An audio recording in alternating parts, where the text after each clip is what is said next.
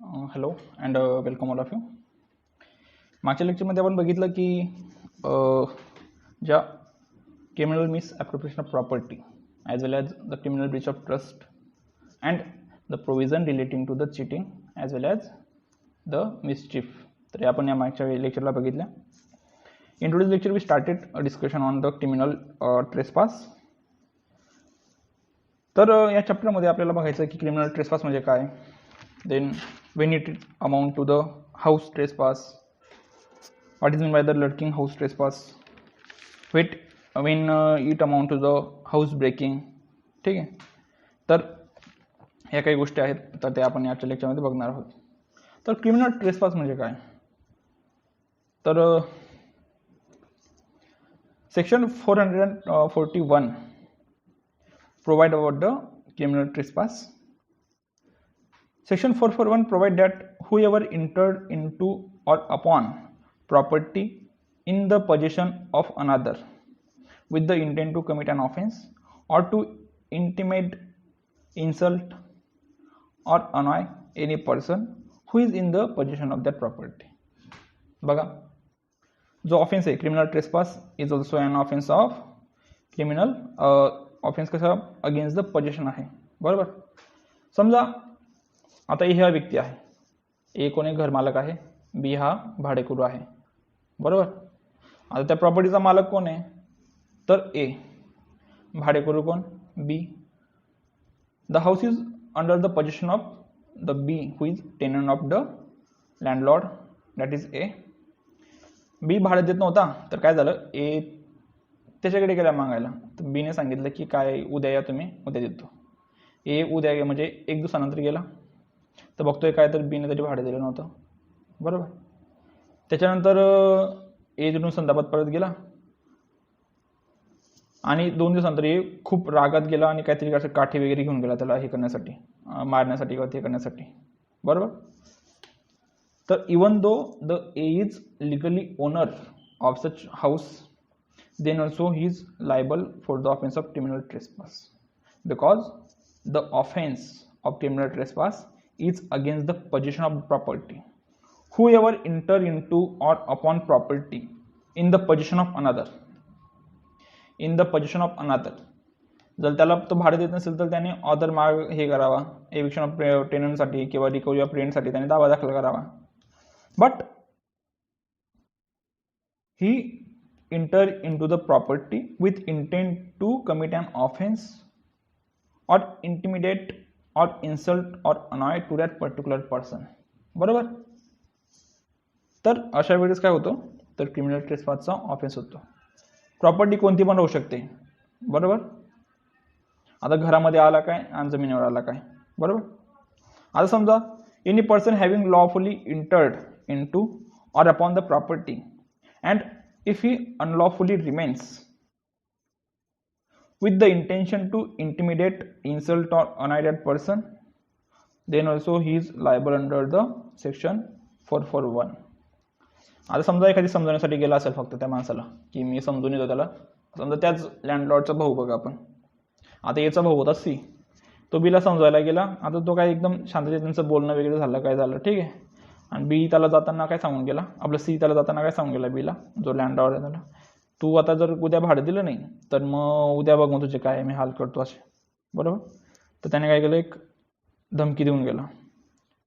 Even though the brother of landlord comes on the property lawfully and remains with the intention to intimidate, insult or annoy such particular person, then also such person is liable for the offence of criminal trespass. बरोबर. There are certain essential elements for the criminal trespass, that is illegal unauthorized entry into property against the will of person who possesses that property.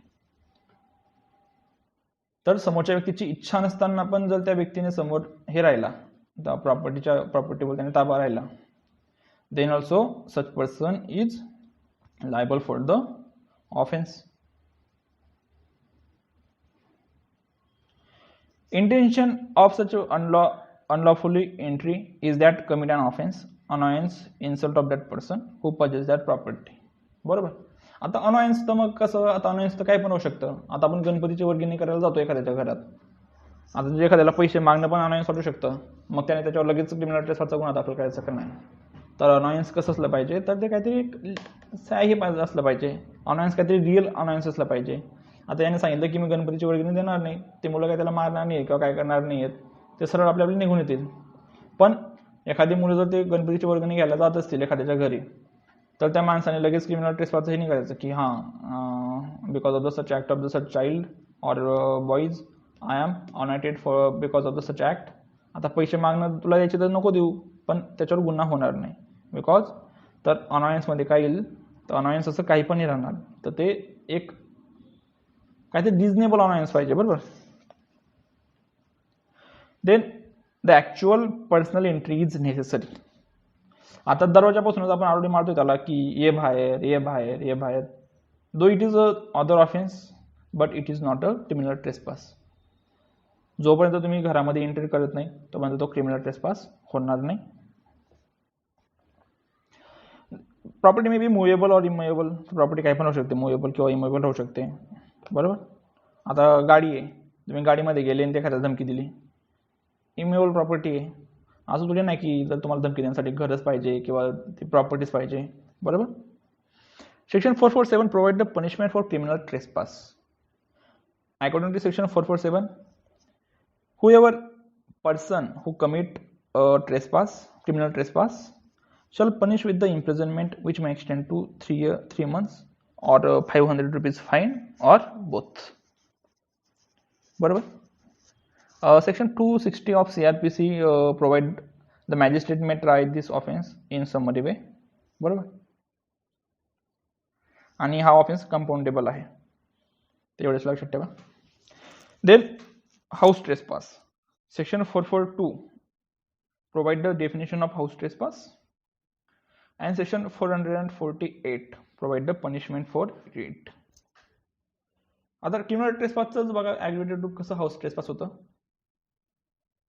Section 442 provide that whoever commits criminal trespass by entering into or remaining in the building, tent or vessel which is used as a human dwelling or any building which is used as a place of worship or place of custody of that property commits house trespass. बरोबर. बघा ते कसं हे होतंय. The person who commits criminal trespass by entering or remaining in the building, tent or vessel which is used as a human dwelling or place of worship. बरोबर. तर criminal ट्रेसपाससाठी काय, तर जे प्लेस ऑफ वर्शिप आहे किंवा जे human ड्वेलिंगसाठी वापरतो आपण घर, तर त्याच्यावर एंट्री केल्यानंतर जर क्रिमिनल ट्रेसपास जर त्याच्यावर कमिट केला, then such person is liable for the offence of criminal trespass, आपलं सॉरी हाऊस ट्रेसपास. ठीक आहे. And section 448 provide the punishment for it. Whoever commits an offense of house trespass shall punish with the imprisonment which may extend to 1 year or fine which may extend to 1000 rupees or both. नंतर section 443 provide about the lurking house trespass. आता lurking house ट्रेसपासमध्ये काय, तर लपून छपून जाणे, की असं कोणाला दिसणार नाही आपण हाऊस ट्रेसपास करताना, तर त्यावेळेस ऑफेन्स होतो लर्किंग हाऊस ट्रेसपास. बघा, एक क्रिमिनल ट्रेसपास, क्रिमिनल ट्रेसपास कशामध्ये अमाऊंट होतो, हाऊस ट्रेसपासमध्ये. हाऊस ट्रेसपास नंतर काय होतं, lurking house trespass. Section 443 provide lurking house trespass and section 453 provide punishment for it. According to section 443, whoever commits house trespass having taken the precaution to conceal such house trespass from some person who has the legal right to exclude or eject the trespasser from the building, tent or vessel subject to trespass is said to commit lurking house trespass. म्हणजे ज्या व्यक्तीला काय की त्या व्यक्तीला समोरून काढण्याचा अधिकार आहे, he has a legal right, आणि त्याच्या माणसाने काय केलं, लपून छपून जर ते एखाद्या घरामध्ये घुसला, तर तो त्याला ऑफेन्सला काय म्हणायचं, lurking house trespass. Whoever commits lurking house trespass, then it is punishable with the imprisonment which may extend to 2 years. आता पनिशमेंट पण कशी वाढत जाते. These are the aggravated forms of house trespass. आणि काय तर त्याच्यामध्ये काय होतंय, तर त्या ॲग्रिवेटेड फॉर्म्स सोबत पनिशमेंट वाढत जाते. आता इथे काय 2 वर्ष पनिशमेंट आहे. And where lurking house trespass committed after the sunset and before the sunrise, then according to section 444 punishment for it extend to 3 years. पण आणि जर ते रात्रीला जर केलं असेल लर्किंग हाऊस ट्रेसपास तर पनिशमेंट कुठपर्यंत जाते, तर 3 वर्षापर्यंत जाते. बरोबर. पण आता इथं बाकीचे जे इसेन्शियल एलिमेंट आपण क्रिमिनल ट्रेसपासचे बघितले तर ते असायला पाहिजे. फक्त एखाद्याच्या घरात घुसून गेला तर ऑफेन्स मेड आउट नाही होत, तर विथ इंटेन्शन पाहिजे त्याचं, की ते अनॉयन्स वगैरे आपण जे याच्यामध्ये डिस्कस केलं क्रिमिनल ट्रेसपासमध्ये, तर ते इथं प्रेझेंट पाहिजे. ठीक आहे. त्याच्यानंतर section 445 provide of the house breaking. तर हाऊस ब्रेकिंग म्हणजे काय, तर according to section 445 a person is set to commit house breaking who commits house trespass if he effect the entrance into the house in one of the 6 ways which are provided by section 445. आता जर एखाद्या व्यक्तीने काय केलं, तर अशा प्रकारे काय केलं, हाऊस ब्रेकिंग केली. हाऊस ब्रेकिंग केव्हा म्हणता येईल, की ज्यावेळेस त्याने हाऊस ट्रेसपास केलं. कोणत्या याच्याने, तर जे काही 6 हे दिलेले आहेत, वे दिलेले आहेत सेक्शन 445 मध्ये, तर त्याच्याद्वारे.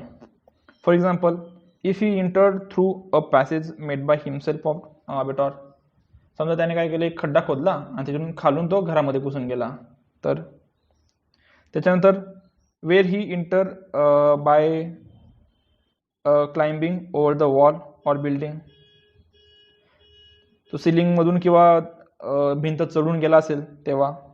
Inter from any passage which is house trespass, open it for the house trespass. किंवा त्याने काय केलं, की त्या ट्रेसपासरने काय केलं, की एक पॅसेज बनवला, भिंतीला एक खड्डा बनवला आणि तिथून तो मध्ये गेला. किंवा inter by opening any lock. आता किंवा त्याने जे कुलूप वगैरे लावलं होतं, ते लॉक लावलं होतं, त्याला तोडलं किंवा ते गेलं आणि त्याच्याद्वारे तो इंटर झाला. And if he effect of his entrance or departure by using criminal force or committing and assault. किंवा तो मध्ये कशामध्ये घुसला, की मारहाण करून किंवा असॉल्ट करून. Or he departed with such house with the, तर कशाद्वारे, तर त्याने काय केलं त्याच्यामध्ये, तर एक तर फोर्स किंवा असं यूज केलं असेल त्यामुळे. बरोबर. और by entering or quitting any passage fasten against such entrance or exist. तर अशाद्वारे जर त्याने एंटर केलं हाऊसमध्ये, तर he committed the offence of house breaking. Section 453 provide that whoever commits house breaking shall punish with the imprisonment which may extend to 2 years with fine. And if such house breaking is committed after sunset and before sunrise, then it is said to be committed house breaking by night and punished with the imprisonment which may extend to 3 years with fine. ठीक आहे. तर या प्रकारे आपली house ट्रेसपासच्या काही provision होत्या. याच्यामध्ये जर कोणाला काही अडचण असेल समजण्यामध्ये किंवा काय, तर तुम्ही मला पर्सनली मेसेज करू शकता. बरोबर. जर काही गोष्ट तुम्हाला समजली नसेल तर मी ते तुम्हाला ते नक्की समजवण्याचा प्रयत्न करेल. जो रिमेनिंग आस्पेक्ट आहे तो आपण नेक्स्ट लेक्चरला बघू.